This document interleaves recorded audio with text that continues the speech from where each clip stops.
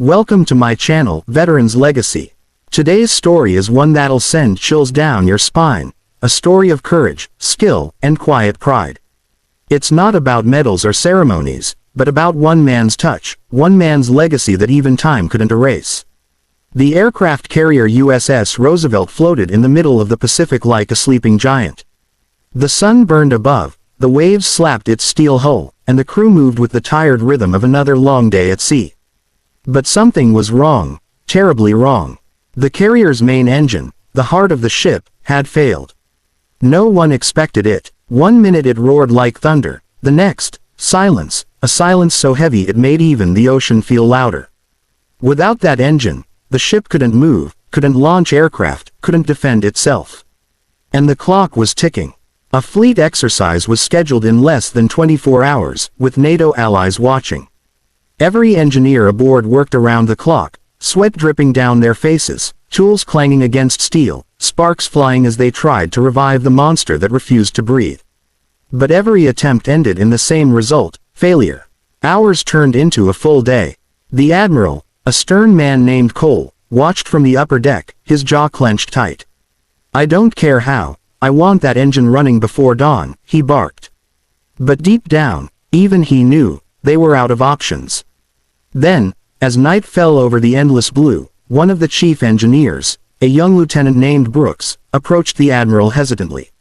"Sir, there's someone who might help." Cole turned sharply. "Who?" Brooks hesitated. "He's retired. Used to serve on the Roosevelt years ago. He designed part of this engine's control system. Name's Samuel Harlan." The Admiral frowned. "You're telling me you want to call a retiree to fix what the best Navy engineers couldn't?" Brooks swallowed hard. "Sir, he was a legend. When others said a system was dead, he'd bring it back to life.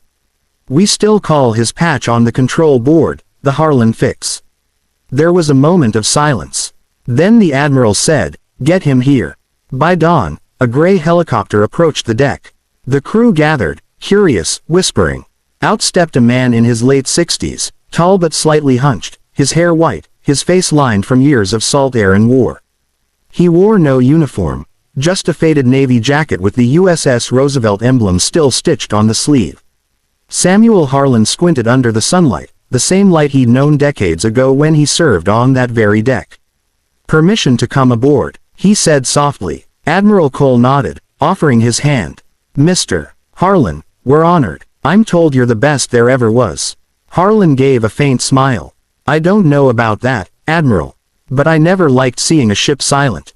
They led him below deck to the massive engine room. The heat was unbearable, the smell of oil and frustration thick in the air. Engineers stepped aside, watching as the old veteran placed his hand on the cold metal housing, as if feeling for a pulse. He walked around slowly, his fingers tracing the panels, the pipes, the valves, whispering softly to himself.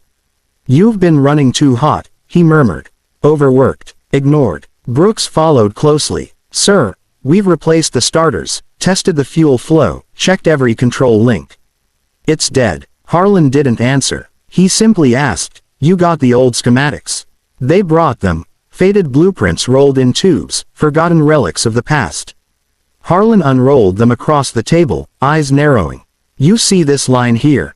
He pointed. "They changed it after I retired. That reroute might save fuel, but it starves the auxiliary intake when the temperature spikes. That's why she shut down. She's choking." The engineers exchanged glances. "But, sir, we already ran diagnostics." "Diagnostics can't feel," Harlan interrupted, his voice firm but calm. "Machines talk. You just have to listen." Hours passed. The veteran moved like a surgeon, slow, deliberate, precise. He directed the young engineers, teaching them as he worked. "You don't fight her," he said, tapping the side of the main valve. "You work with her. This ship, she's got a soul. You can't force her to move, you convince her." Finally, he wiped the sweat from his forehead. "All right, let's give her breath." Everyone held their breath as he flipped the ignition switch.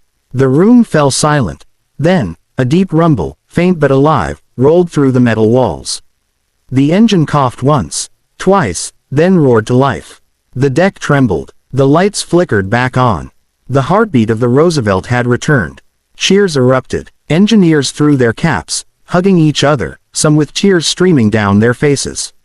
Even Admiral Cole, usually cold as steel, cracked a rare smile. But Harlan just stood there quietly, eyes closed, hands still resting on the warm steel. "Welcome back, old girl," he whispered. Later, as the ship cut through the Pacific waves once more, Admiral Cole found Harlan alone at the stern, staring out at the horizon. "You saved us out there," Cole said. "You saved the fleet's pride." Harlan shook his head. "No, Admiral, I just reminded her she wasn't forgotten." Cole studied the old man for a moment. "You ever think of coming back? The Navy could use men like you again." The veteran chuckled. "I had my time. Now it's theirs. But tell your engineers one thing. Never lose the human touch. The manuals tell you how, but the heart tells you why." As the sun set, painting the sea gold, the carrier's engines hummed with power and purpose once again. Below deck, Brooks and the crew painted a small line of text on the side of the engine housing: "Harlan's Touch, 2025. It became legend. Every new sailor who stepped aboard learned the story, how a ship thought dead was revived by the hands of the man who built her soul.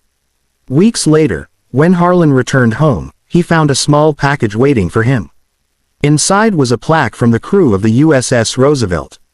It read, "Greater than, to the man who reminded us that machines remember those who loved them." He placed it on his mantle, next to a faded photograph, a younger version of himself, standing on that same deck, with grease on his hands and pride in his heart. His wife asked softly, "Did you fix her?" Harlan smiled, eyes glimmering.